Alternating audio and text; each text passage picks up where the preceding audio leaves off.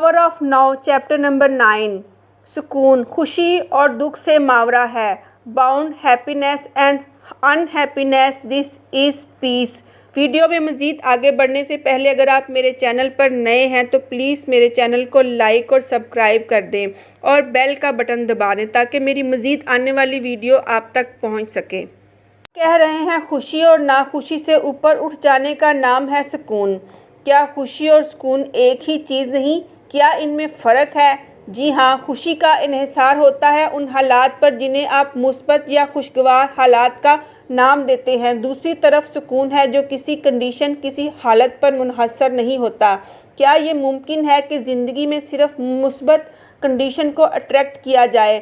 اگر ہم اپنا رویہ اور سوچیں مثبت رکھیں تو ہماری زندگی میں صرف مثبت اور خوشگوار حالات رہیں۔ مگر سوال یہ ہے کہ کیا واقعی جانتے ہیں کہ مثبت کیا ہے اور منفی کیا ہے؟ کیا آپ کے پاس مکمل ترین تصویر ہے؟ اس دنیا میں کتنے ہی ایسے لوگ ہیں جن کے لیے ناکامیاں، نقصان، بیماری یا درد کی کوئی بھی شکل ان کے لیے بہترین استاد ثابت ہوئے۔ دکھوں اور ناکامیوں کی وجہ سے انہوں نے چھوٹے سیلف امیج کا چولا اتار پھینکا، سطحی انا کی غلامی میں طے کردہ ہدف اور تمناؤں کو طرف کر دیا۔ دکھوں اور ناکامیوں نے جنہیں گہرائی، عاجزی اور رحم دلی جیسی نعمتوں سے نواز دیا، انہیں زیادہ ریئل، زیادہ حقیقی انسان میں ڈھال دیا۔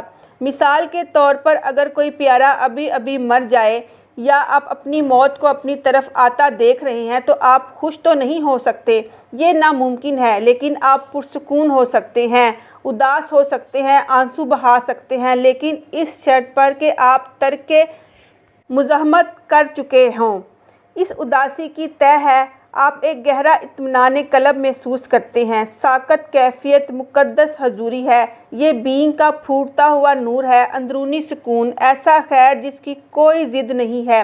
جب آپ معاف کرتے ہیں، مزاحمت ترک کرتے ہیں تو اس وقت جو انقلابی معجزہ برپا ہوتا ہے وہ صرف اندر کی دنیا میں ہی نہیں برپا ہوتا بلکہ باہری دنیا میں بھی واقع ہوتا ہے۔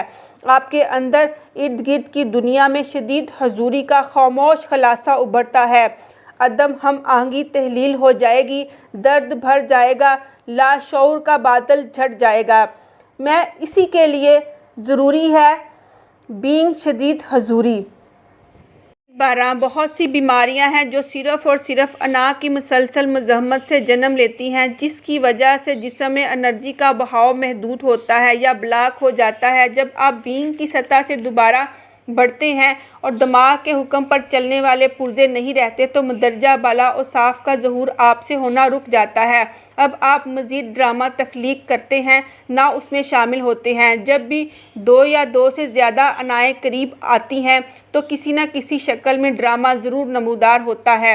حتیٰ کہ اگر آپ اکیلے بھی ہوں تو اپنا ڈرامہ خود ہی خود تخلیق کرتے رہتے ہیں تو کسی نہ کسی شکل میں ڈرامہ مزید نمودار ہوتا رہتا ہے۔ ایسے لوگوں کی لگامیں سیلف کے پاس نہیں ہوتی بلکہ انا کے پاس ہوتی ہیں۔ وہ اپنا تمام حساس نفس اسی انا میں جھونک چکے ہوتے ہیں۔ جس ایک چیز سے وہ ڈرتا رہتا ہے وہ ہے اس کی اپنی بیداری۔ جب آپ جو ہے اس کو مکمل طور پر قبول کر کے جینا شروع کرتے ہیں تو آپ کی زندگی میں ڈرامہ چھوٹی زندگی کا اختتام ہو جاتا ہے۔ یہاں بات صرف دوسروں سے تصادم کی نہیں ہو رہی بلکہ خود آپ کے اندر کے تصادم بھی اس میں آتے ہیں۔ تصادم اس وقت اپنی موت آپ مر جاتا ہے جب آپ کے دماغ کی توقعات و مطالبات جو ہے کے درمیان سے جھگڑے مٹ جاتے ہیں، بکھرتے ہیں، ٹوٹتے ہیں۔ اگر آپ شعور کی سطح پر ہوں تو آپ یہ کرتے ہیں کہ اسے جانے دیتے ہیں تاکہ نیا کچھ ابھر سکے۔ مثال کے طور پر جوانی سے بڑھاپے میں آپ داخل ہوں تو باشعور جوانی کے فزیکل مظہر کے ساتھ اسے مینٹل پکچر کو بھی جانے دے گا اور بڑھاپے کو قبول کرے گا۔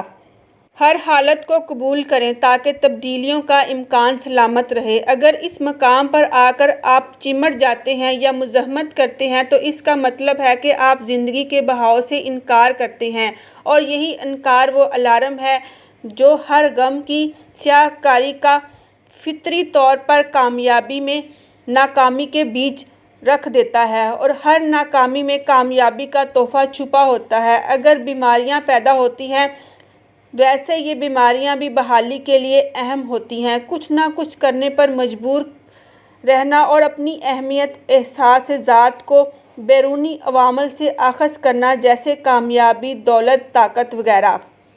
خزانوں کے پیچھے پاگل نہ ہو جاؤ کہ جنہیں زنگ فنا کر دیتا ہے اور چور جیسے چوری کر جاتے ہیں۔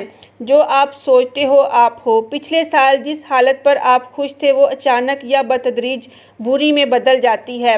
وہ حالت جو آپ کو خوشی دے رہی ہوتی ہے اب آپ کو ناخوش کر رہی ہے۔ آج کی خوشحالی کل کی کھوکھلی کنزیومز میں شفٹ ہو جاتی ہے۔ خوشی دینے والی شادی ہنی مون ناخوشگوار طلاق یا سرد مہرانہ تعلقات میں ڈھل جاتا ہے۔ جب ایک حالت یا شرط جس سے دماغ خود کو نتھی کر لیتا ہے وہ بدلتی ہے یا غالب ہوتی ہے تو دماغ اسے قبول کرنے سے انکار کر دیتا ہے۔ ہم نے کتنی ہی کہانیاں سنی ہوں گی کہ جب کسی شخص کی تمام دولت کھو گئی یا اس کی شہرت کو شدید نقصان پہنچا تو اس شخص نے خودکشی کر لی۔ یہ غیر انتہائی اقدام ہے۔ اس کے علاوہ جب کسی بھی شکل میں کوئی بڑا نقصان ہوتا ہے تو انسان بہت زیادہ ناخوش ہو جاتا ہے یا خود کو بیمار کر لیتا ہے۔ انسان اپنی زندگی یا اپنی زندگی کی کسی سچویشن کے درمیان امتیاز نہیں کر پاتا۔ آپ کی خوشی اور ناخوشی ایک ہی چیز ہے، صرف ٹائم کا سراب ہے جو انہیں علیحدہ دکھاتا ہے۔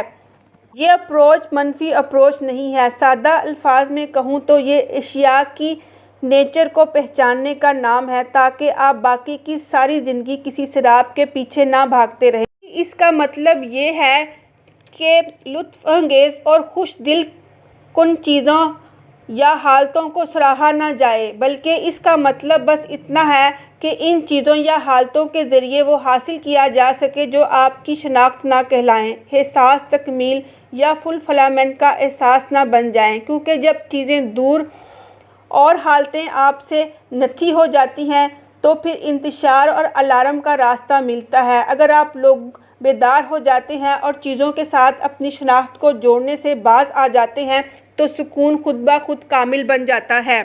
اپنے اندر کی مزاحمتی دیوار کو تخلیق کرنے کی بجائے کہ جو ہر بار غیر پسندیدہ واقعہ ہونے پر منفی رد عمل کی بمباری کا درد سہتی ہے، اس دیوار کو اتنا شفاف کر دیں کہ جو بھی چیز اسے ہرٹ کرے وہ اسے درد کے بجائے اس میں سے سیدھا گزر جائے اور آپ کے شعور اور سکون میں خلل نہ پیدا ہو۔